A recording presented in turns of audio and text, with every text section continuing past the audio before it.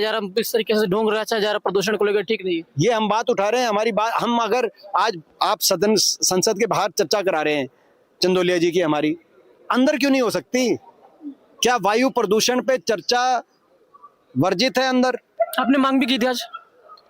देखिए मैंने मांग करी। All right, moving on from Delhi on to Madhya Pradesh, where a wedding that lit up the skies and has ignited a debate. Viral videos from Indore show an opulent celebration for the wedding of the son of BJP MLA Golu Shukla, complete with grand decor, a religious spectacle, and fireworks reportedly worth 70 lakh rupees. But it wasn't just the scale of the celebration that drew attention, it was also the privilege on display, with visuals emerging from a restricted area of a temple close to ordinary devotees since the COVID pandemic, and the MLA remains completely defiant. Okay, so these are pictures of the fireworks in the backdrop. And you look at the backdrop, this is a temple for which no people have access to this temple post-COVID. These are 70 lakh rupees up in smoke in just about 10 minutes. That's the vulgar display of wealth that has gone into the pictures that you are seeing. This is a public representative, an MLA, a people's representative, and showing this kind of wealth. Even if you have the money, the question is, do you indulge in this kind of vulgar display? We asked that question of Golu Shukla. He brazened it out, and then he said, ask the ladki walas. Look at him. हमारे साथ BJP विधायक गोलू शुक्ला हैं। गोलू जी, आपके बेटे की शादी काफी चर्चाओं में है। शादी करना कोई गुनाह है क्या? शादी करी है, अच्छे से शादी करी है। बारात लड़की वालों के वहाँ गई, लड़की वालों ने अच्छा से स्वागत करा, सब कुछ अच्छे से हुआ, तो फिर क्या दिक्कत है? उसमें ये बताया जा रहा है 70 लाख की सिर्फ आतिशबाजी हो गई। एक रसीद है क्या? रसीद नहीं है, लेकिन जो लिखा हुआ है, अब आंकड़ा 70 करोड़ का लगा तो उससे क्या फर्क पड़ता है? वो लड़की वालों की कार्यक्रम था, बारात लड़की वालों के वहाँ गई थी, वो भी मीडिया समूह से ही है, डिजियाना से, आप उनसे बात करो। एक तरफ बात होती प्रदूषण की, AQI लेवल की, दूसरी तरफ 70 लाख की आतिशबाजी हो जाए। मैं क्या बोल रहा हूँ, बारात लेके हम गए थे, हम तब वहाँ क्या क्या हुआ ये उनसे पूछो आप। लेकिन आपके मुख्यमंत्री सामूहिक विवाह करते हैं, सामूहिक विवाह में बेटे की शादी करते हैं, और आप इतनी ज्यादा जो आपने। मैं भी 50 जोड़ों का सामूहिक विवाह करता हूँ, 51 जोड़ों का अभी फरवरी में सामूहिक विवाह है गरीब बच्चों का, और बहुत अच्छे से और बहुत बढ़िया तरीके से करता हूँ। आप भी उसमें आमंत्रित हैं। एक और वीडियो वायरल हो रहा है, खजराना गणेश मंदिर का, गर्भगृह में जाकर वरमाला किया, ये भी नियम विरुद्ध बताया जा रहा है। हजारों लोग गणेश जी के दर्शन करने जाते हैं। आप सुबह से लेकर शाम तक खजराना गणेश मंदिर में रहें तो आपको दिख जाएगा कि सैकड़ों लोग वहाँ दर्शन करते हैं। आपको कुछ गलती नहीं लग रही इतना पैसा बर्बाद करना, इतनी आतिशबाजी इतनी ज्यादा करना, फिजूल खर्ची करना? आपको ये फिजूल खर्ची नहीं लग रही? थोड़ा सा इधर आ जाइए। फिजूल खर्ची नहीं लग रही? एक मिनट आराम से, इस तरीके भैया, सैकड़ों लोग दर्शन करने जाते हैं भगवान के, और हमारे परिवार के बच्चे भी दर्शन करने गए थे, उनने अच्छे से दर्शन करे और भगवान का आशीर्वाद लिया। आप एक बार गणेश जी के मंदिर में जाके देखें, सैकड़ों लोग गर्भगृह में दर्शन करते हैं। लेकिन ये हो रहा है कि इतना पैसा खर्च करना, एक तरफ गरीबों के पास पैसा नहीं, दूसरे इतनी आतिशबाजी, इतनी जश्न और दिखा रहा है। अब भैया मेरे को मेरे काम से थोड़ा निकल जाने दो।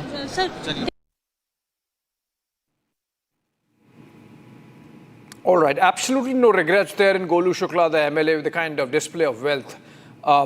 This temple, if you go to this Khajurana Ganesh temple in Indore, you have to pray to the deity from a distance, and you saw in the pictures the boy and the girl, the bride, they were seen right there next to the deity in the pictures, and a certain restricted part of the temple was requisitioned, and the MLA family there arranging this fireworks display. This itself needs a certain special access. 7 million rupees in smoke, 70 lakh rupees, 50 crore wedding. You have it, you flaunt it. That seems to be the message. Moving on, now an update. in the Goa Birch by Romeo Lane nightclub fire tragedy. Today, the prime accused, the Luthra brothers, who were brought to India from Thailand yesterday and were given a transit remand to the Goa police by Patiala House Court. They were flown to Goa for questioning after being brought back. Here's the latest on what's the update in the investigation in the fire tragedy. Luthra brothers landing in Goa, where 25 people were killed in a deadly night fire in their nightclub Birch by Romeo Lane. Goa police flew key accused Saurabh and Gaurav Luthra from Delhi to Goa for questioning. The brothers, owners of the nightclub, are in Goa police custody. We are standing at the international airport of Goa in Mapsa, and let me show you, there's this gate number 5 from where they'll be coming out anytime soon. They are expected, they'll come out, they'll escorted by the team who was present in Delhi to take their custody, including senior IPS officer, sub-inspector, inspector and Havaldars. And initially we are getting the information right now from the ground that they'll be taken for medical testing to Azilo, that is the district hospital in Mapsa, and then they'll be taken to Anjuna police station, wherein this entire case has been registered. We all know that under the sections of 105, 125 and 287, that is culpable homicide. On the other hand, endangering lives and inappropriate use of fire or combustible matters. All these sections of BNS are registered in the FIR in the name of alleged perpetrators of Goa fire tragedy. The brothers were brought back to India yesterday after being deported from Thailand. The move to Goa followed a Delhi court granting Goa police a 2-day transit remand, allowing the accused to be brought from Delhi to Goa to assist the investigation. After landing in Goa, the brothers were interrogated by Goa police at the Anjuna police station, where investigators collected statements and examining evidence linked to the blaze. They were produced before a court in Mapusa as part of routine remand proceedings. Goa police sought extended custody and further remand to deepen their probe and gather evidence. Goa आप आ चुके हैं, गोवा आए आप, गोवा लेकर आए आपको, की जान गई है, आके आप जिम्मेदारी लेंगे क्या? गौरव लुथरा, आप आए यहाँ पर, क्या आप जिम्मेदारी लेंगे क्या? ट्रेड लाइसेंस 2 दिनों में मिला था, फायर का एनओसी नहीं था, 2 दिनों में ट्रेड लाइसेंस मिला था, business across 22 states sir.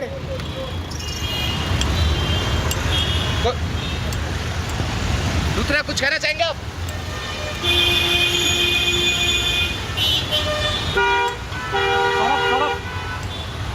A first information report has been registered against the Luthra brothers under sections including culpable homicide not amounting to murder, negligence and violations of fire safety norms under the Bharatiya Nyaya Samhita. The FIR says the nightclub operated without proper safety measures, contributing to the scale of the tragedy. On 6th of December, a massive blaze tore through the Birch by Romeo Lane nightclub in Arpora, North Goa, killing 25 people and injuring dozens during a dance event. The fire spread rapidly, overwhelming rescue efforts and raising questions about fire safety compliance. The brothers fled to Thailand hours after the fire, prompting police to issue lookout notices and an Interpol alert before their detention and deportation. With the prime accused now in Goa and facing serious charges, including culpable homicide and negligence, the investigation enters a decisive phase as authorities seek to establish accountability for one of the state's deadliest fire tragedies.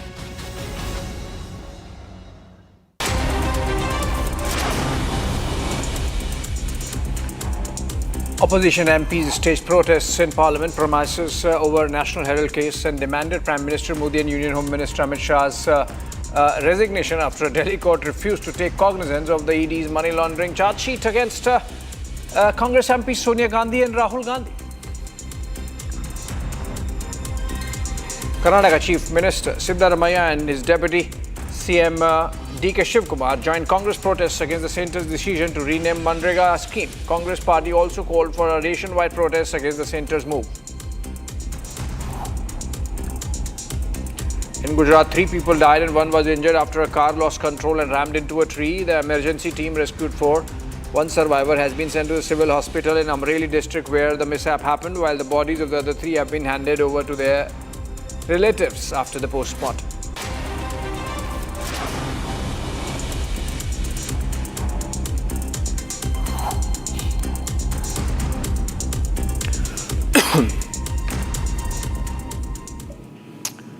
All right, Prime Minister is reaching Oman on his three-nation tour, but completing the second leg in Ethiopia, Addis Ababa, where he was given the highest civilian honor of the nation, as also serenaded by the Prime Minister of Ethiopia, from the landing in the country to taking him to the National Museum, and then, of course, giving him a send-off back at the airport. A rousing welcome as Prime Minister Narendra Modi addressed a joint session of the Ethiopian Parliament, becoming the first Indian Prime Minister to do so. This was the 18th Parliament worldwide that Prime Minister Narendra Modi addressed. In his historic address, Prime Minister Modi highlighted the deep cultural and civilizational ties between India and Ethiopia. Describing Ethiopia as the land of lions, he drew a personal parallel with his home state Gujarat, saying he felt very much at home in the African nation. It is a moment of a great privilege for me to stand before you today. It is wonderful to be here in Ethiopia, the land of lions.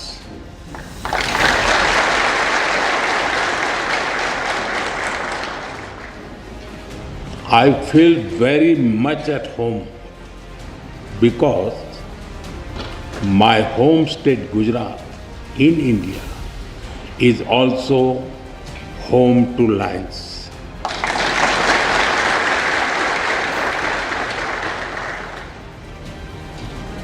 I'm honored to be here in this temple of democracy, in the heart of a nation with ancient wisdom and modern aspirations. Prime Minister Modi also underlined India and Ethiopia's shared democratic values and called for a future built on synergy and the spirit of a Vasudhaiva Kutumbakam. A beginning that belongs to all of us, whether we live in Addis Ababa or in Ayodhya. In India, we say Vasudhaiva Kutumbakam. The world is one family. It reminds us that beyond politics, beyond borders, beyond differences, we share a common origin. The address comes at the end of a high-impact state visit aimed at deepening India-Ethiopia ties across political, economic and strategic domains. Earlier on his arrival in Addis Ababa, PM Modi was personally received at the airport by Ethiopian Prime Minister Abiy Ahmed Ali. The Prime Minister was accorded a ceremonial welcome at the National Palace, reflecting the growing importance of bilateral relations. During delegation level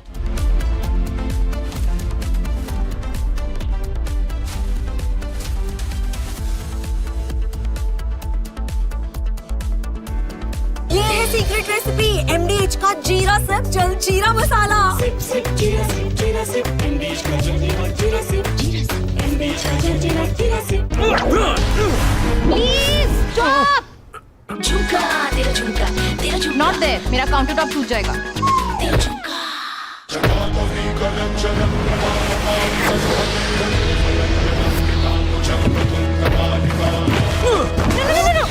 मेरी chimney टूट जाएगी what are you doing रानी इस घर में कुछ है जो टूटता नहीं ये पिलर कभी नहीं टूटेगा रुंगटा स्टील TMT से बना रुंगटा नहीं तो घर स्ट्रॉन्ग नहीं रुंगटा स्टील TMT बार एकदम solid are pure sooji pasta उबालो मिलाओ और खाओ 8 मिनट में तैयार क्या टेस्ट है सबका राजा आर प्योर मसाला दादी के हाथों का जादू और खुशबू से महकता घर माँ की मुस्कुराहट और खाने की सुगंध MDH गरम मसाला क्योंकि हर रिश्ता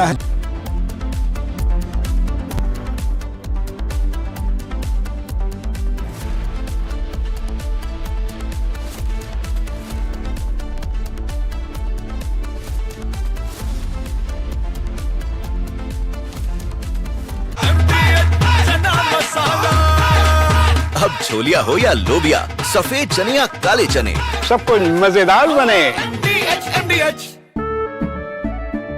केसरिया से मन जोगी हुआ रे, दिल झूमे देखो मतवारा हुआ रे। केसरिया से मन जोगी हुआ। हर पल मनाओ केसरी त्योहार। विमल, बोलो जुबान केसरी। थोड़े में ज्यादा स्वाद, यही तो है इसकी खास बात। वाओ मामा, क्या स्वाद है। अरे मेरे राजा। XTR is the most advanced helicopter which is present with Indian Navy. It's an all-weather aircraft which can operate.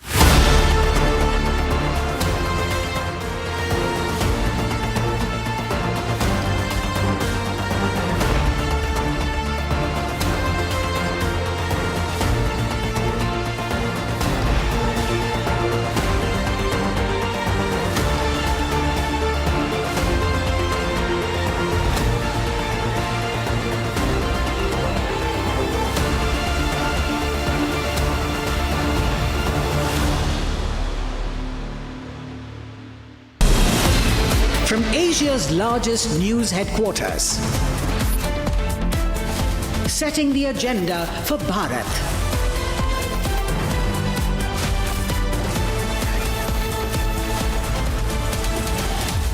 You're watching Republic.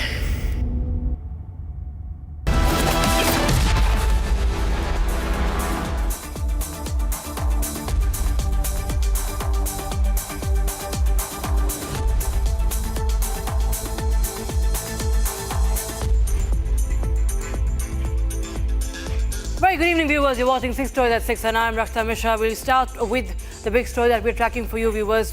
How there are unending insults to our forces by the unapologetic Congress. The Congress party shamelessly stands by the insulting statement of Prithviraj Chavan. There is complicit silence by the party leaders as well. On the other hand, the Congress might continue to mislead the country over Operation Sindoor and insult our heroes.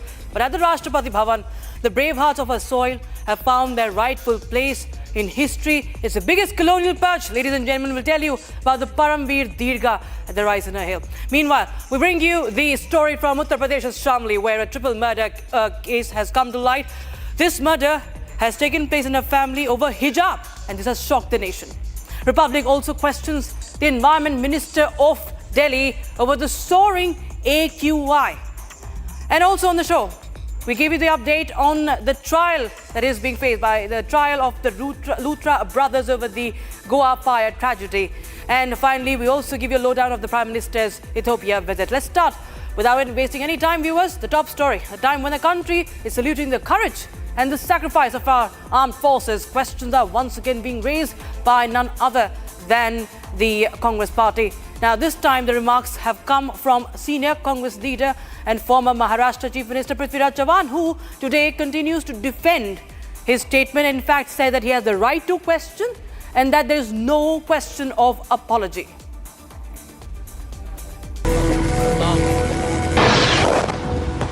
When the nation stood behind their soldiers in unity, Congress chose doubt over duty. Once again, questions are being raised, but this time not on the enemy, but on the success of the Indian Army during Operation Sindoor. Another senior Congress leader, Prithviraj Chavan, pointing fingers at the valor of our Indian Army. When asked for an apology, the Congress leader justified his statement. पहिल्या दिवशी आपला संपूर्ण पराभव झाला. 7 तारखेला जे हवाई युद्ध अर्ध्या तासात झालं त्यामध्ये आपला टोटल पराभव झाला. हे कोणी मान्य करो अगर न करो. आणि त्यामुळे त्या दिवशी भारताची जी विमानं पडली त्या दिवशी सगळा भारताचा एअरफोर्स हा ग्राउंड झाला. त्यानंतर एकही विमान उडलं नाही. पण कुठेही विमान उडलं की पाकिस्तानचं तुमचं विमान ग्वाल्हेर असेल किंवा भटिंडा असेल किंवा सिरसा असेल तिथं वाढायची शक्यता असल्यामुळं आपलं कंप्लीट एअरफोर्स ग्राउंड झालं. मैं बाद में आराम से बात करूंगा. अभी आराम से बात करेंगे. तो आपको ये जो बयान है उस पर आप माफी मांग रहे हैं? बिल्कुल सवाल नहीं उठता. बिल्कुल सवाल नहीं उठता. हाँ जी सर. नहीं सवाल नहीं उठता. मैं बात करूंगा ना डिटेल में. माफी मांगने का सवाल. माफी कहाँ मांगू. लेकिन आपके हिसाब से स्टेटमेंट गलत था क्या सर? बिल्कुल नहीं। लोग मीडिया में वही सब जगह ऐसे ही चला कि अपमान हुआ है। मैं करूंगा, डिटेल बात करूंगा जी। I will talk to media properly. So are you apologizing right now? Out of the question. Okay. My right to ask questions. अभी ये मत लो यार. अच्छा ठीक. बिल्कुल मेरा राइट है. Constitution gives me a right to ask questions. The Congress meanwhile openly siding with their leader. प्रदेश के मुख्यमंत्री रहे, महाराष्ट्र के केंद्रीय मंत्री रहे, मैंने उनका ऐसा कोई बयान नहीं सुना है और जब तक मैं उनसे सुन न लूं मैं उस पर कोई प्रतिक्रिया नहीं दूंगा. मैं सिर्फ इतना कहूंगा, मैं भारत की सेना का पराक्रम का पूरा देश ऋणी है. Chauhan not only insulted the army but also the victims of terrorism. See, first of all, he need to apologize because I am again saying it is not about any political party. It is about Indian Army.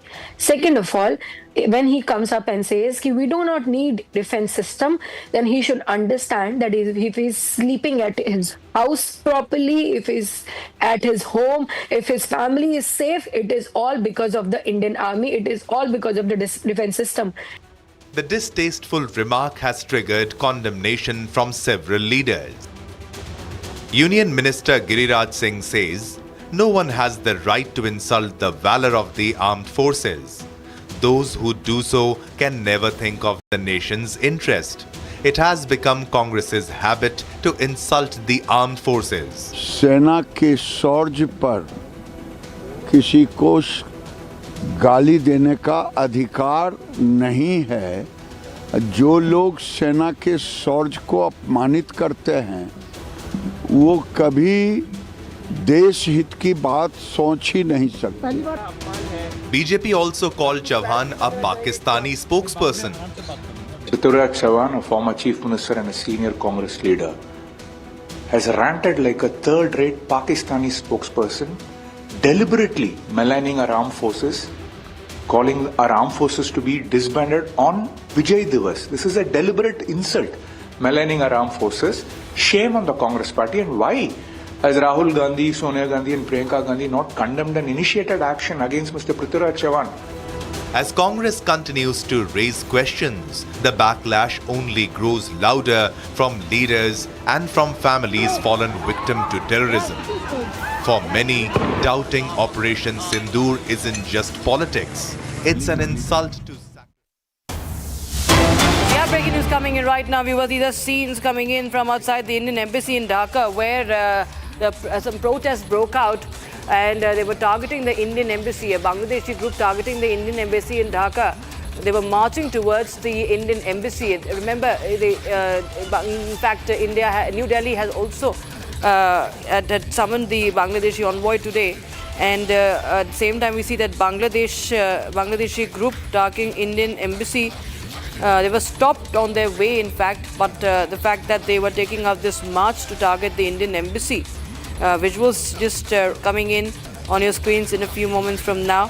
India, remember, today summoned Bangladesh High Commissioner after the Seven Sisters remark, and now you have this visual. There you can see this whole group. Apart from those who are recording this, you also see some police personnel as well in the frame. And these barricades they are attempting to breach the barricades also because there's heavy security deployment. As today, remember, India had summoned Bangladesh High Commissioner after the Seven Sisters remark and by NCP, Bangladesh party leader Hasnat Abdullah's anti-India remark. And now we see, on the other hand, this anti-India movement in Dhaka is only picking up a momentum with this kind of a march that is being taken out. Even young people, we see almost teenagers there, or I don't know, they are students or many people who are part of this group. Shavan Sen joins us on the broadcast. Shavan, tell us more about this march that was taken out and this protest, this group that was heading towards the Indian Embassy. Well, in fact, the reports that we have right now, this protest started roughly around 3:30 this afternoon, and the protest march was towards the Indian Embassy. The demand that they have made is with regards to the extradition of Sheikh Hasina. In fact, Mohammed Yunus's administration has already made an official request to India with regards to extradition of Sheikh Hasina. It seems that attempts were basically made to break the barricades and move towards the Indian embassy. We're also trying to get an official confirmation coming in from the Indian embassy with regards to whether at all some security breach has actually taken place or not. But it seems that the matter escalated a little after 4 o'clock when the barricades were broken. This actually happened in front of Hussain Market in Badda, which is where the Indian embassy is. Now at this spot, what we are being told that people of July Unity, they took a position at Pragati Sarani, and where the long march could not proceed, that's where they were essentially stopped. But the plan was basically to carry out these protests outside the Indian embassy. And in fact, this comes on a day when you've already had the Bangladesh High Commissioner who was summoned by the Ministry of External Affairs following several comments that have been made by Bangladeshi political leaders over the last few days, particularly targeting the northeastern states. And that is something that the Ministry of External Affairs has taken a strong objection about, a message that has already been sent across to the Bangladeshi envoy here in the national capital. But remember, this is not the first time that we are looking at some protests taking place at the Indian embassy in Dhaka, particularly after Sheikh Hasina was here. In fact, with Sheikh Hasina in the national capital, India has made its position very clear as far as Sheikh Hasina's presence here. And in fact, this is a decision that would be taken purely by Sheikh Hasina, whether at all she basically returns to Dhaka or not. Time and again, Sheikh Hasina, while speaking to Awami League leaders, have already made her intentions very clear that she would want to return when it is conducive, because given the fact that she faces multiple death threats also. So these are important aspects that ought to be highlighted right now, given the fact that these are essentially at a time when the protests have only intensified. It's a long march. It's called the Long March, and it is, we've seen, Shravan, that how radical extremists have, time and again taken over the streets of Dhaka ever since Hasina's government has been toppled. And now we see that the anti-India sentiments are being also stoked time and again. And there's no end to it. And this is what we see, how Indian diplomats have also been threatened so many times. The security has also been now finally increased, as we see even the barricades have been put up en route the embassy. There's an entire movement and propaganda that is picking up steam, especially amongst the youth. Youth is being mobilized in Bangladesh to fan the anti-India sentiment. Very little has been done by the Yunus administration to put an end to this. In fact, all attempts have largely been made to fan anti-India sentiments in Dhaka. As far as Sheikh Hasina is concerned, the former Prime Minister of Bangladesh, remember, India has made it very clear. It is the prerogative of the leader whether at all she wants to return or not, given the fact that there is a danger to her life. More importantly, the Awami League has been banned from participating in the upcoming elections, and that is the reason why Sheikh Hasina has maintained that this is a witch hunt that has been carried out against her. And more importantly, a fair trial wasn't even conducted in Bangladesh. And that is the reason why, remember, she has said that if at all Yunus government wants to contest this, she should be the Yunus government should be taking this entire matter to an international court where an arbitration should be taking place. Today, what you are essentially seeing is that yet another time that Yunus administration has completely failed to ensure that there is law and order in Dhaka. Now you have youths, multiple groups now basically protesting outside the Indian embassy, where you're largely looking at the embassy being targeted by these groups where they're demanding that the extradition of Sheikh Hasina should take place without even giving any fair trial to the former Prime Minister. Right, Shravan. In fact, today, when the envoy was summoned, the Bangladesh High Commissioner was summoned over Hasna Abdullah's Seven Sisters remark. If you're picking up anything from the ministry, what was really communicated to him today? Well, in fact, we've just got some more details with regards to what the Ministry of External Affairs had to say. In fact, I'm going to just take you through some of the details. Now, a strong objection on what really has happened. Now, strong objection when I say it is with regards to the conduct of several of these leaders who were present there, number one. Number two, what is important to point out here is that these are leaders who have time and again tried to incite violence, particularly threatening that the northeastern states would be cut off. These are the threats that have been issued by some prominent political leaders in Bangladesh to begin with. The second important point here is that very little has been done to actually make a stop, to make an end to these kind of statements that are being made. And this is exactly what the Ministry of External Affairs had to convey to the Bangladeshi envoy who was summoned earlier today. But these images that are now basically coming in from the streets of Dhaka clearly goes on to indicate that very little has been done to bring the situation under control. Absolutely, viewers, that's the big update we are getting in right now from Dhaka. These are scenes from outside the Indian embassy as the anti-India sentiments continue to be fueled by the radicalists. We see how the youngsters are being mobilized and they are being pushed towards this anti-India hatred propaganda marches. They were targeting, they were attempting to lay siege to the Indian embassy in Dhaka. And there's unrest once again in Dhaka for the past 1 year, more than a year, in fact, that we are witnessing such instability in Dhaka. And there has been nothing, as Shravan was pointing out, there's little been done to, in fact, contain this situation and the fueling of such targeting of India, targeting Indian properties or even people or Hindus for that matter. What's been happening in Dhaka is fully on display today. Once again, Indian embassy in Dhaka being targeted today, and this comes on a day when the High Commissioner of Bangladesh is summoned for the one of our political party leaders' remarks on severing Seven Sisters, these northeastern states from India. Such threats have been issued by leaders.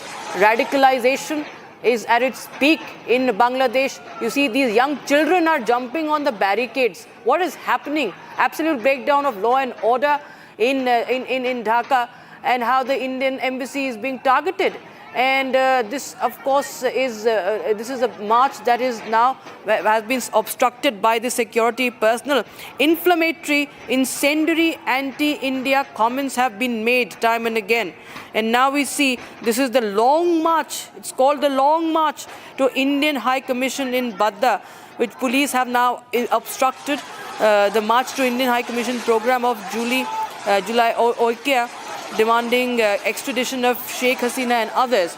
And remember, Sheikh Hasina has been sentenced to death, and she is not in. She had fled from Bangladesh after her government was toppled last year, as we saw what happened in Dhaka and other places in Bangladesh. Ambassador Veena Sikri is joining us on the broadcast. From Ms. Sikri, Ambassador Sikri, this is the state of affairs in Dhaka. Now they have radicalized groups, youngsters, children. They are all part of this group that was marching towards the embassy. The embassy in Dhaka, they attempted to even lay siege, and now they have been finally, thankfully, obstructed by the police. But what's really happening? How do you read the situation? Well, you know, the Bangladesh interim regime, they have declared the dates for the election, and the Bangladesh interim regime is supported entirely by the Jamaat-e-Islami. The Jamaat-e-Islami is trying to come to power, but they are seeing that nobody is accepting an election which is without the Awami League. Everybody wants complete participation in the election. So, also there's been violence, like one of the National Citizen Party leader was shot at on a few days ago. But instead of tackling the law and order situation, instead of tackling what's happening within their own country, the interim regime only wants to blame India for everything. So immediately after that shooting incident on one of the political members of that party, immediately our High Commissioner was called in and told that, but India had nothing to do with it. We have explained repeatedly that we will never interfere in anything in Bangladesh. We will never allow Indian soil to be used by anybody against the interests of the Bangladesh people. We see our friendship as a people-to-people friendship. But instead of accepting that, now today even our government called in the High Commissioner of Bangladesh and explained very strongly to him, because this is unacceptable. You know, a march on the Indian High Commission, the security is the responsibility of the local government. And as you said, I'm glad that they have stopped it. But it's unacceptable that they should be marching like this on a friendly country like India. On what basis? There is no investigation, nothing. They just want to blame India for everything. And there is open talk in Bangladesh that they will blame India, and because of that, they will probably call off the elections or something like that. I think it's a very difficult situation. And we are seeing also that the interim regime is unable to control the situation within their own country. They are calling up, they're talking repeatedly about the northeastern states of India. When Mohammad Yunus went to China, he was speaking to Chinese businessmen. He spoke about, as if Bangladesh controls the northeastern states of India. Completely unacceptable. And even now on the street and in their newspapers and in these specialized things, they're keeping on talking about the northeastern states. And even Asim Munir, as you know, the Pakistan leader who is trying his best to draw closer and closer to Bangladesh, go back to a pre-1971 situation. He also has said the next attack on India will come from the east. So I think it's a very dangerous situation that is being built up there. And I'm really surprised that the interim regime is not taking more serious action. I think the government of India did the right thing by calling in the High Commissioner, the Bangladesh High Commissioner, and explaining to him the situation. And I hope that now there will be a big change. Ambassador Sikri, there's no end to what's been happening in Dhaka for the past 1 year or so, that the radicals continue to fuel these sentiments against India, against the Hindu minorities. And we see that there is no checks and balances. What we are seeing is that this situation is only going from bad to worse. And so much so that even the radical groups have been given legitimacy in the country, under the watch, right under the nose of Yunus. Yes, but Mohammad Yunus is completely encouraging the radical group. Yep. He is being guided only by the Jamaat-e-Islami. Whatever Jamaat-e-Islami wants is happening. And the Jamaat-e-Islami leaders have openly talked about an Islamic state, about a caliphate in such situations. And the Jamaat-e-Islami does not even want their traditional partnership with the BNP. They want to only bring together the Islamist groups, and they are bringing together a coalition of Islamic groups like the Islami Andolan Bangladesh. Even the newly formed Students' Party is really all members of the Islami Chhatra Shibir. So by bringing together all these parties, they're signaling their intention to bring about an Islamic regime, an Islamist regime in Bangladesh. And they're whipping up the frenzy of the people in favor of this Islamic regime and against India. So the anti-Indian propaganda is a complete part of their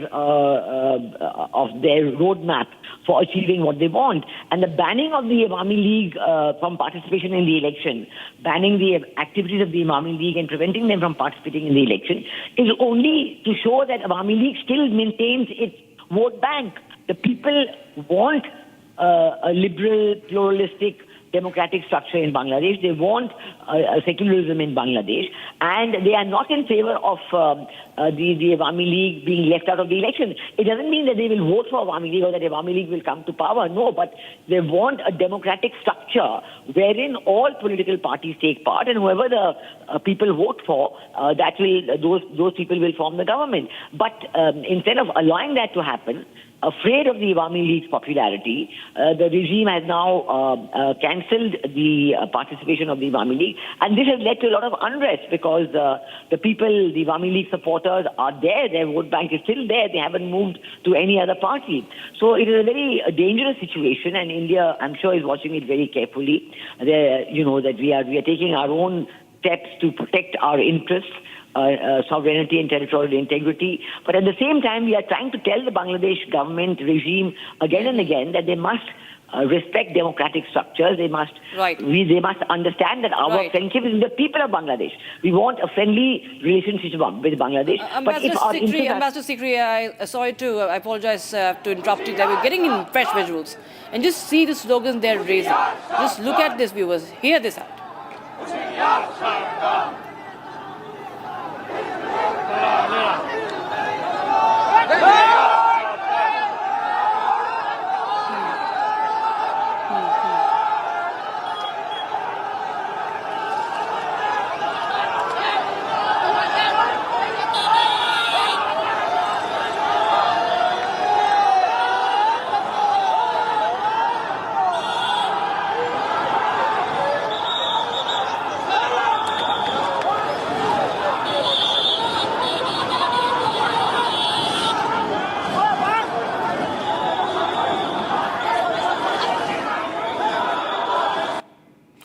right, so that is the long march to the Indian embassy. And there you had the sound up. You could hear they were sloganeering. They are jumping off the barricades. They're jumping off the barricades. And they're all young people. And okay, we have Senior Executive Editor Abhishek Kapoor joining us from the newsroom as well. Abhishek, well, you see that these are youngsters once again. These protests that Bangladesh has seen before, now they are targeting India. They have come very, very close to the Indian embassy in Dhaka. They are breaching barricades, vandalism, sloganeering. It's all going out there in full public display outside the Indian embassy. Well, this was expected, and that's why the Bangladesh High Commissioner M. Riaz Hamidullah was summoned earlier in the morning to the South Block and issued a demarche that there are some threats being received by the Indian High Commission, that the Bangladesh authorities should be looking into it. We are now looking at these pictures which have panned out just in a couple of hours, and complete lawlessness there. Obviously orchestrated by the regime there, because it cannot happen without the protection and a wink coming in from the establishment that the law enforcement agencies stand by as these number of people and crowd gathers and carry out this kind of vandalism. So obviously what we are seeing is completely lawlessness, complete chaos in Dhaka, targeting Indian High Commission and the establishment. Remember, earlier in the day, the authorities at the High Commission decided to curtail the activities of the visa application center, suspecting that there might be unruly scenes and expecting that this kind of lawlessness might happen with the kind of announcements that were made, the threats that were being received.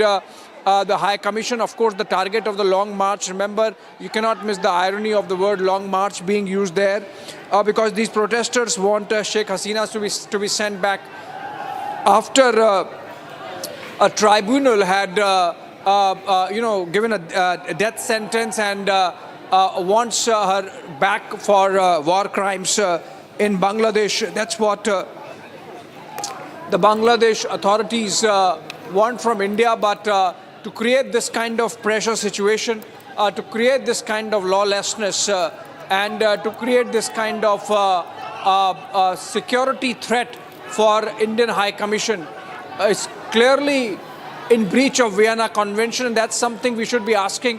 Going back to Ambassador Veena Sikri, ma'am, you think this is absolute breach of Vienna Convention that the authorities in Dhaka of the regime there have allowed this kind of situation to happen?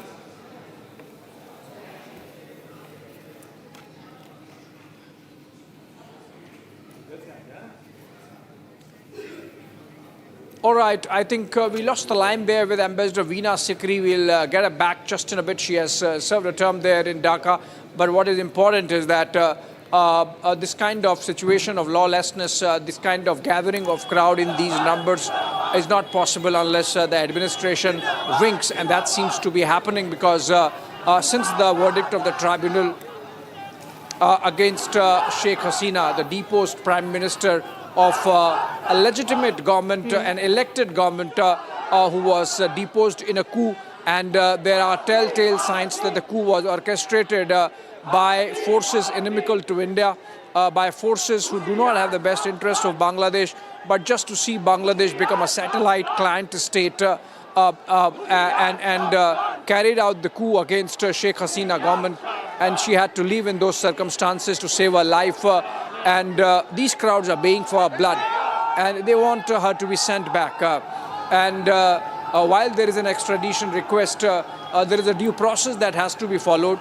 In the meanwhile, to create a pressure situation by creating, by indulging in this kind of lawlessness, clearly shows the short-sightedness of the regime. Remember, when a similar situation emerged in Kathmandu in Nepal, we have the government in just a few months deciding everything, putting a deadline, announcing a date for elections.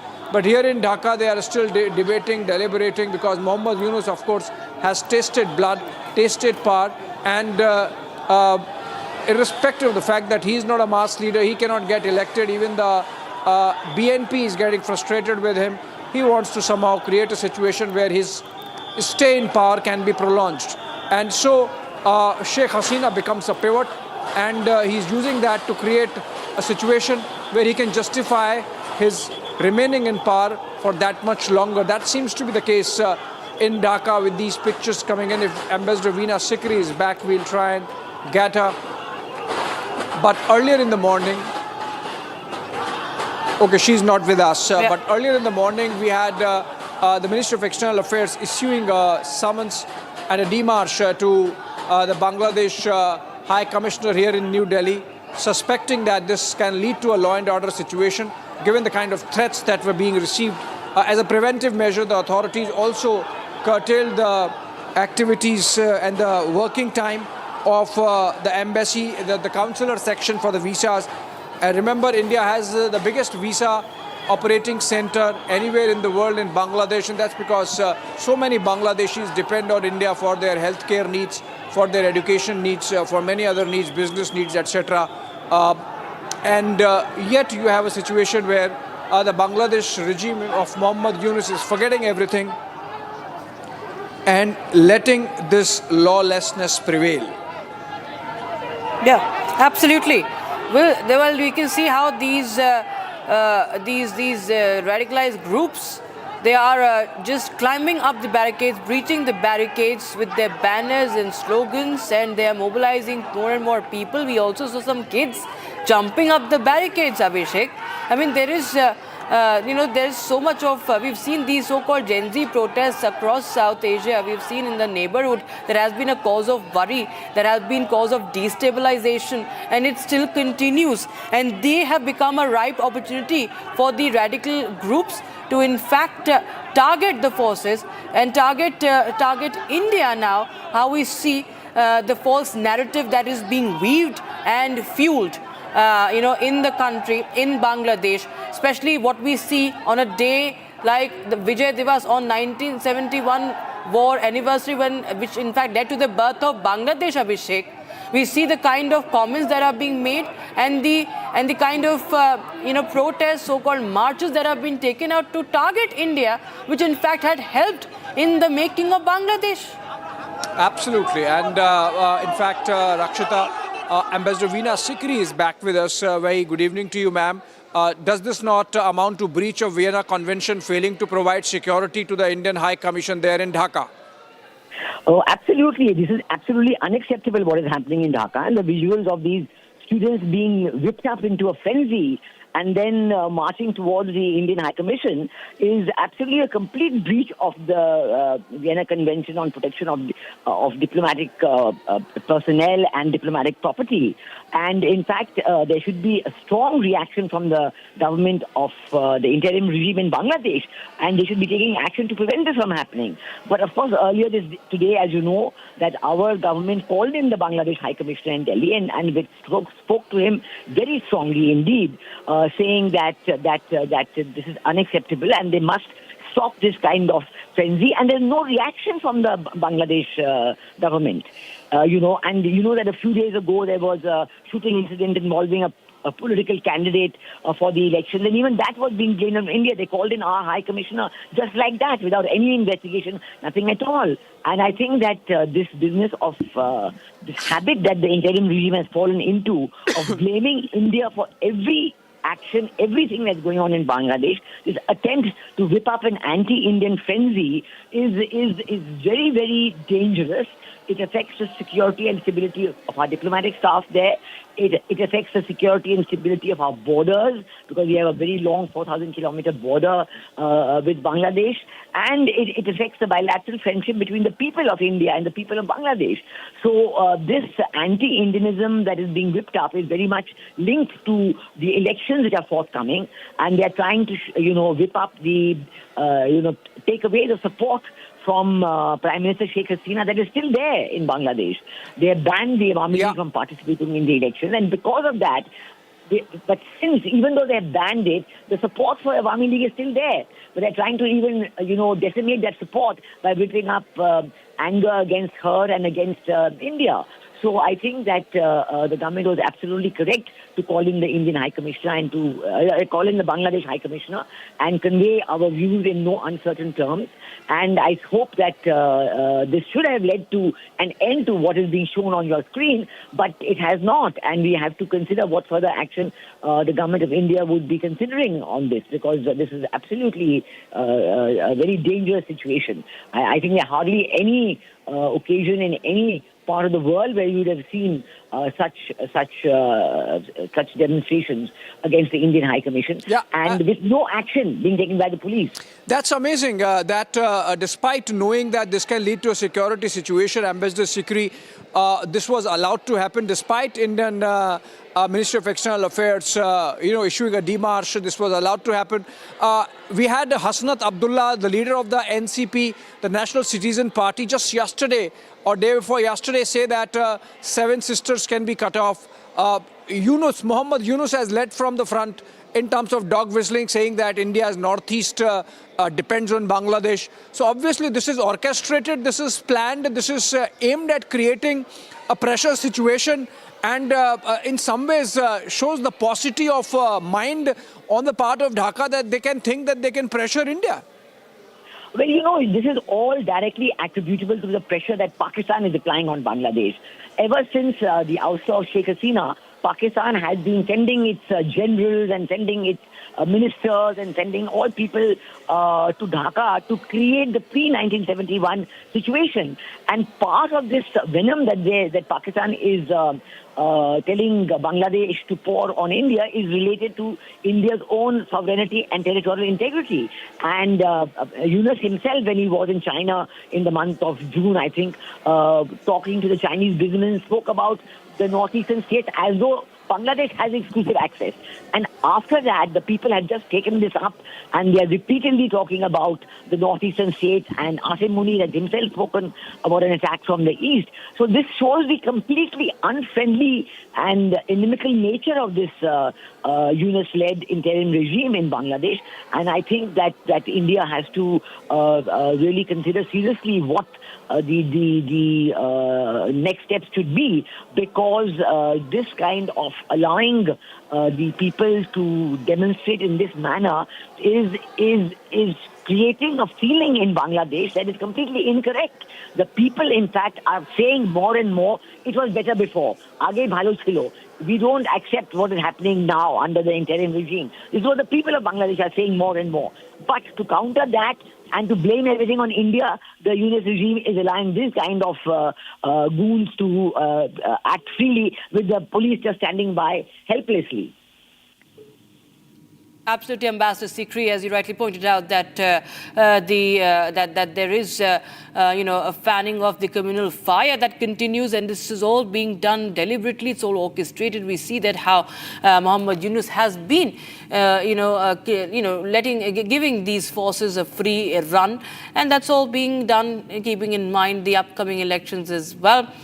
We were literally dragged his feet to even announce those elections, Ambassador Sikri. He himself knows that in how much, in where he's actually standing is a complete, the entire state is in a disarray, and there is that he's doing everything possible to cling to power. Yes, absolutely. These are nothing except efforts to cling to power, because his regime has proved to be completely unpopular. He has ruined the Bangladesh economy. There is high unemployment, high inflation, factories are shut down, people have nothing to do. And so to divert attention from all the ills that are there is no foreign investment coming in, no private investment coming in. So there is absolutely no hope for anybody there. The media is completely under control. They don't allow the media to write anything at all. And they have changed all the media boards and taken over whole media boardrooms. So it is a very, very difficult situation in Bangladesh today. But this kind of action, again, directly against the Indian High Commission, the properties, the people, the High Commissioner himself, this is something that is absolutely a new nadir, a new bottom that the Yunus regime has brought in. Okay, Absolutely. Thank you. Thank you. Thank you. Thank you so much, Ambassador Sikri, for joining us on Republic TV. Former envoy to Bangladesh, Ambassador Veena Sikri, was speaking to Republic TV and pointing out what's been going on in Bangladesh, how the radical elements have been given a free run. Muhammad Yunus continues to cling on to power and following the commands of the radical groups like Jamaat Islami. And this is the scene from outside the Indian embassy in Dhaka, viewers, where the march has been obstructed by the police. Now we'll shift our focus to some other news that is coming in from Shamli district, viewers. This is from Western Uttar Pradesh. It's a big story, the triple murder case. Wife's decision to go to her parents' house without wearing the hijab proved fatal. And now we are getting in the All India Muslim Personal Law Board not reacting, in fact, it's refusing to comment. All India Muslim Personal Law Board and the AIMIM silent, complete silence on the matter. A man kills his own wife for over hijab and then kills two daughters, buries them in the house itself. And this matter comes to light. The bodies are excavated after 8-9 days, and this is what is happening. The Muslim Personal Law Board, the advocates of hijab, who go on to debate, who go on to the streets and talk about so-called targeting of minorities, misleading the minorities, and now they're silent on this murder. They're silent on this murder. Entire hijab lobby, Asaduddin Owaisi, Badruddin Ajmal, Maulana Madani, who just called for jihad recently. Maulana Mahmood Madani, the Madanis, the Ajmals, the Owaisis, they're all silent over this murder that took place, this triple murder, innocent lives. 3 people, 3 women killed, 2 children, 2 girls, 1 woman killed. Why? Because of hijab. The woman refused to wear hijab, husband kills and buries her. The 2 children also lose their lives. Merciless killing in name of hijab.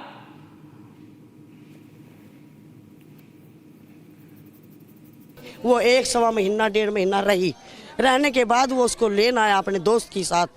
उसने वो ताकत धरी यानी कि मैं अब कुछ नहीं करूँगा मेरे ससुर, इसे भेज दो, मैं अब कोई गलती नहीं करूँगा, अब को इसका नहीं मारूँगा। जी कब की बात बता रही हैं? जी 8-10 तारीख 9 तारीख तक का हिसाब है। उसको लेकर चला गया, उसी रात में जाने अगली रात में उसको कर दिया यो काम।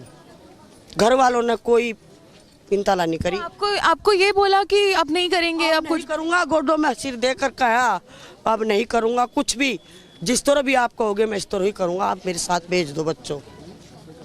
5 बच्चे। तो चलिए, ताहिरा का समझ आ गया हमें, लेकिन ये दोनों बच्चियां तो इनकी खुद की अपनी थी, जो आफरीन और सारीन नाम है उनका। जी हाँ, उनको भी मारता होगा जरूर, उसको नहीं मैं कह सकती। बच्चों का कोई पता नहीं चला, लड़की को बहुत दुखी करता था। मेरे भाई ने सहन करा, उसको यही बोलता रहा अच्छा रखेगा, थम जाओ भी, रुको भी, कुछ नहीं बोलना, रहना बेटे वहाँ। अपनी बच्ची को सभी समझाते हैं, सभी कहते हैं, बाकी वो नहीं समझा। इन्होंने सोचा घर उजड़ जाएगा, इधर रखूँ उधर रखूँ, बड़ी बच्ची सैनी होगी, 5 बच्चों की माँ होगी, घर भी नहीं रख सकता। ताहिरा आप लोगों को बताती थी आके कि ये परेशान करता है, ऐसे मारता है। उसने ये भी पता चल रहा है, उसने ये भी पुलिस को बोला है कि उसने बुर्खा नहीं पहना था, वो इसलिए बहुत गुस्से में था। हाँ, वो बोला था, वो जो यहाँ आई थी उसने बोला था अगर मुझे भेजोगे तो मौत के घाट उतार देगा यो मुझे। उसने कहा नहीं, जब ये हाथ जोड़ रहा, मिन्नत कर रहा, अर्जू कर रहा, बेटे चला जा, अपना घर बसा, फिर देखेंगे हम जब कब का करेगा यो। उसने यही बात कही थी, तुम मेरा मौत का मुँह देखोगे, और वही मौत का मुँह मेरे भाई ने देख लिया।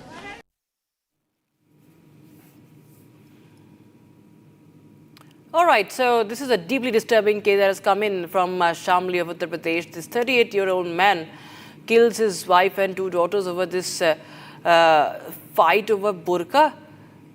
Police say the accused Farooq dug the pits inside his house and buried the bodies. And we have some more breaking news coming in. Asaduddin Owaisi refuses to take a stand on the hijab murders.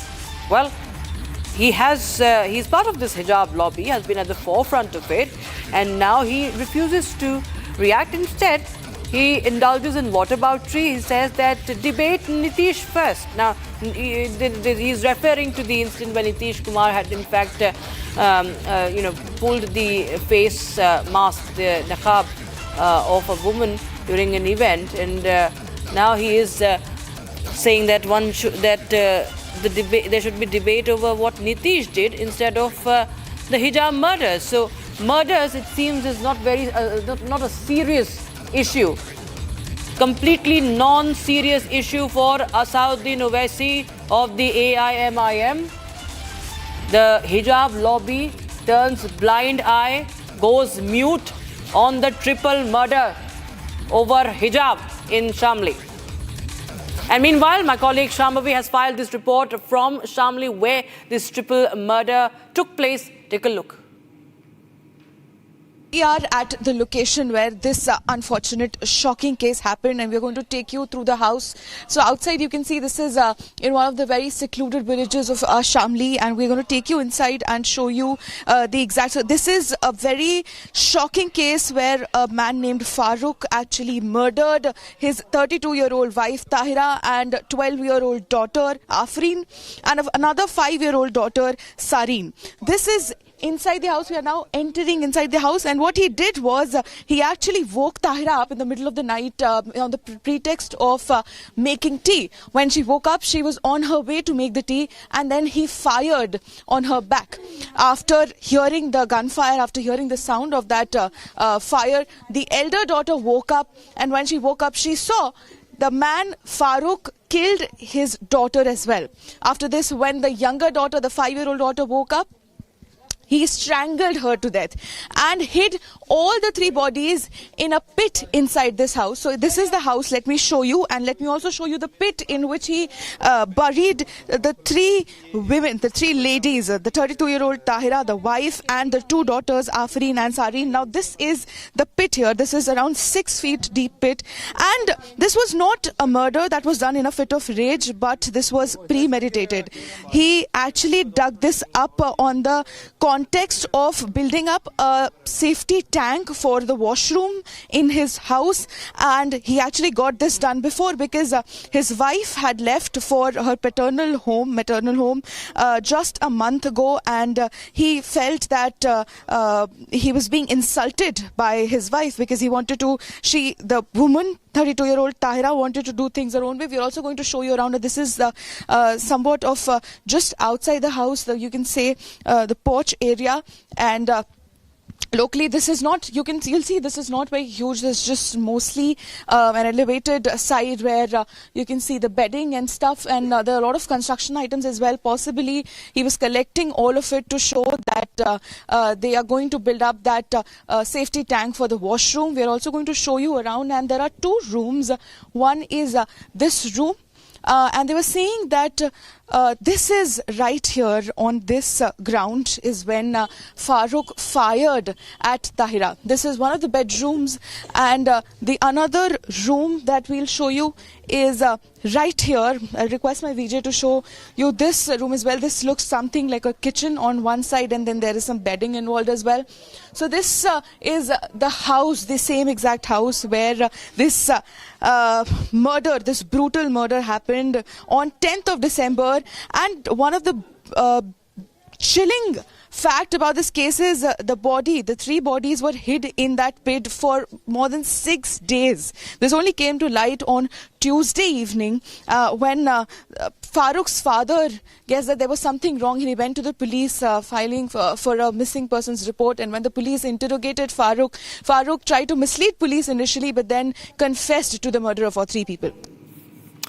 Right, now we were shifting focus to what happened in Madhya Pradesh. Ladies and gentlemen, it's a wedding that lit up the skies, ignited a debate at the same time. There are viral videos from Indore that show an opulent celebration for the wedding of the son of BJP MLA Golu Shukla, that complete with grand decor, a religious spectacle and fireworks. Now these fireworks are reportedly worth 70 lakh rupees. It wasn't just the scale of the celebration that drew attention, it was also the privilege on display with visuals from a restricted area of a temple. That's the Garbhagriha of a temple, where the devotees can't really enter. Now, this was close to the devotees since the COVID-19 pandemic, but here you have the MLA's son and the one who is getting, and his bride, exchanging vows at the Garbhagriha. And the 70 lakh worth fireworks also. हमारे साथ BJP विधायक गोलू शुक्ला हैं। गोलू जी, आपके बेटे की शादी काफी चर्चाओं में है। शादी करना कोई गुनाह है क्या? शादी करी है, अच्छे से शादी करी है। बारात लड़की वालों के वहाँ गई, लड़की वालों ने अच्छे से स्वागत करा, सब कुछ अच्छे से हुआ, तो फिर क्या दिक्कत है? मैं ये बताया यार, 70 लाख की सिर्फ आतिशबाजी हो गई। एक रसीद है क्या? रसीद नहीं है, लेकिन जो लिखा हुआ है, अब आंकड़ा 70 करोड़ का लगा दो, उससे क्या फर्क पड़ता है? वो लड़की वालों की कार्यक्रम था, बारात लड़की वालों के वहाँ गई थी, वो भी मीडिया समूह से ही है, डिजियाना से, आप उनसे बात करो। एक तरफ बात होती प्रदूषण की, AQI लेवल की, दूसरी तरफ 70 लाख की आतिशबाजी हो जाए। मैं क्या बोल रहा हूँ, बारात लेके हम गए थे, हम तो अब वहाँ क्या क्या हुआ ये उनसे पूछो आप। लेकिन आपके मुख्यमंत्री सामूहिक विवाह करते हैं, सामूहिक विवाह में बेटे की शादी करते हैं, और आप इतनी ज्यादा जो आपने। मैं भी 50 जोड़ों का सामूहिक विवाह करता हूँ, 51 जोड़ों का अभी फरवरी में सामूहिक विवाह है गरीब बच्चों का, और बहुत अच्छे से और बहुत बढ़िया तरीके से करता हूँ। आप भी उसमें आमंत्रित। एक और वीडियो वायरल हो रहा है, खजराना गणेश मंदिर का, गर्भगृह में जाकर वरमाला किया, ये भी नियम विरुद्ध बताया जा रहा है। हजारों लोग गणेश जी के दर्शन करने जाते हैं। आप सुबह से लेकर शाम तक खजराना गणेश मंदिर में रहें तो आपको दिख जाएगा कि सैकड़ों लोग वहाँ दर्शन करते हैं। आपको कुछ गलती नहीं लग रही इतना पैसा बर्बाद करना, इतनी आतिशबाजी इतनी ज्यादा करना, फिजूल खर्ची करना? आपको ये फिजूल खर्ची नहीं लग रही? थोड़ा सा इधर आ जाइए। फिजूल खर्ची नहीं लग रही? एक मिनट आराम से, इस तरीके भैया, सैकड़ों लोग दर्शन करने जाते हैं भगवान के, और हमारे परिवार के बच्चे भी दर्शन करने गए थे, उनने अच्छे से दर्शन करे और भगवान का आशीर्वाद लिया। आप एक बार गणेश जी के मंदिर में जाके देखें, सैकड़ों लोग गर्भगृह में दर्शन करते हैं। लेकिन ये हो रहा है कि इतना पैसा खर्च करना, एक तरफ गरीबों के पास पैसा नहीं, दूसरे इतनी आतिशबाजी, इतनी जश्न और अब भैया मेरे को मेरे काम से थोड़ा निकल जाने दो। So in Madhya Pradesh, 7 million in smoke, and now in the national capital, millions of people are just breathing smoke. Blame game over pollution in the national capital continues. Now, Delhi Environment Minister Maninder Singh Sirsa has apologized to the people of the Delhi for severe air pollution. Now, he's announced some measures, 50% work from home for government employees. He had just said yesterday that it's impossible to clean the air in 9 to 10 months, blaming the previous Aam Aadmi Party government. And now we also have a sequence where Republic TV reporters had confronted him. Take a look. Mr. Sirsa, what do you have to say? People are now voting for Nota over AQI. Any response? अभी हम PC करके आए ना, अभी PC तो करके आए। Experts are warning that 10 months would have been sufficient for the government to solve this issue. क्या तरीका है? आप ऐसे क्यों? Response to the situation. कैसे करके आए सबके साथ बाइट ना, आपने सुना सब कुछ, फिर आप You're saying it's impossible to solve the problem within 9 to 10 months. कर रहे हैं आप ऐसा? What is your response? ना आप ऐसे क्यों कर रहे हैं? आपको इनको एक को हैंडल कर पाऊंगा ना, तो आप बोले हाँ बताए, आप सुन लिया अंदर ना? सब मैं था नहीं, मैं अंदर। अच्छा नहीं सुन रहा तो आप दूसरे से ले, ऐसा अच्छा नहीं। अब आप बताइए। You said that it's impossible to solve this issue within 9 to 10 months. Experts are saying that. You apologize. How do you see this? Do you think people would vote for this after what you have said, that it's impossible? It's impossible to solve this issue. Any response to that, sir? Because the situation is worsening. Please, आप अपना question तो बताएं. My questioning, you have apologized that it's impossible to solve this AQI issue. Experts are saying that this could have been if the government had the wheel. Do you think the government has failed? Who is expert that told you? Can you name that expert? So we can at least have a conversation with them and find out. I think it is not I said it's impossible. I must again reiterate, it's impossible for any government, for any purpose. If it was been possible, then why it took 10 years for Aam Aadmi Party? So how many years maybe? What many years, week? Please let me answer your question, please.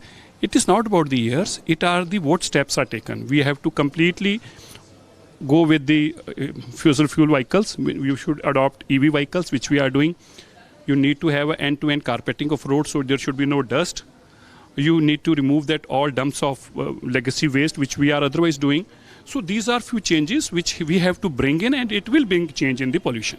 People are voting for Nota over AQI. So that मैंने अभी आपके response दी थी ना, पूरी interview दी थी, इस पूरी interview दी थी ना आपने। तो मैंने आपको पूरी इंटरव्यू दे के आया हूँ। How do you see people are suffering from respiratory problems, lot of problems, asthma. How do you see that from people? No, it's a big problem we are facing. You've shifted the blame. No, I'm not shifted the blame. No. The government and the federal Aam Aadmi Party was here for 10 years. I think you must go and interview Arvind Kejriwal ji for that why they haven't done it for 10 years. If they're expecting to be done in 7-8 months, they should have done it in 10 years. So what's next then? How do you see We are working on it. We'll let you know again. Right, shifting focus now. We will slip into short break, but on the other side, coming up, this is exclusive. 7 p.m. Indian Embassy in Dhaka under attack. Radicals are now taking to the streets.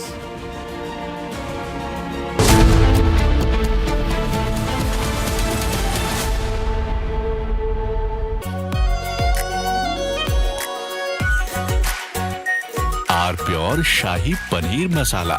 Delicious, healthy, every day.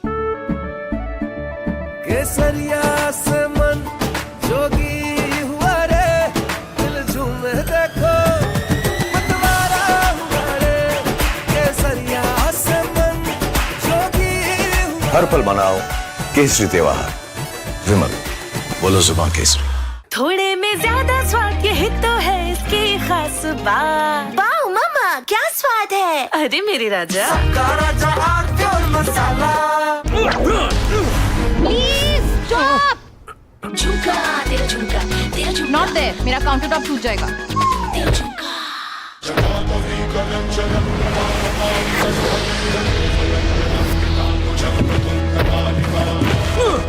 No. मेरी chimney टूट जाएगी। What are you doing?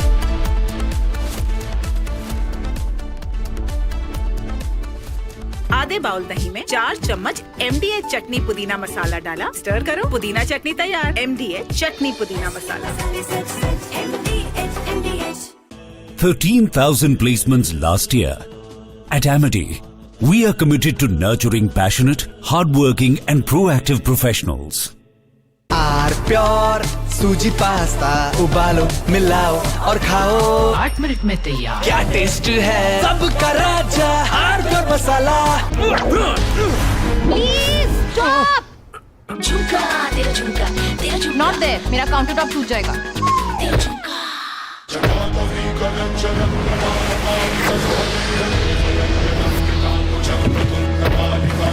No. मेरी chimney टूट जाएगी। What are you doing?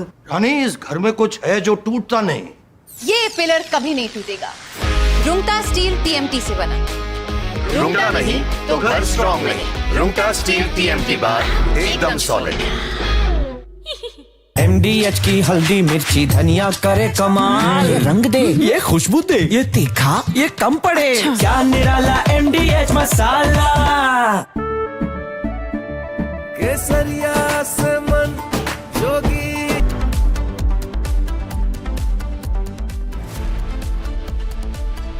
ये है secret recipe MDH का जीरा सिप जल जीरा मसाला। सिप जीरा सिप MDH का जल जीरा सिप MDH का जल जीरा SIP. 13,000 placements last year. At Amity, we are committed to nurturing passionate, hardworking and proactive professionals. थोड़े में ज्यादा स्वाद, यही तो है इसकी खास बात। वाओ मामा, क्या स्वाद है? अरे मेरे राजा, सबका राजा प्योर मसाला। Please stop. झुमका तेरा झुमका, तेरा झुमका। नॉट देयर, मेरा काउंटर टॉप टूट जाएगा। तेरा झुमका।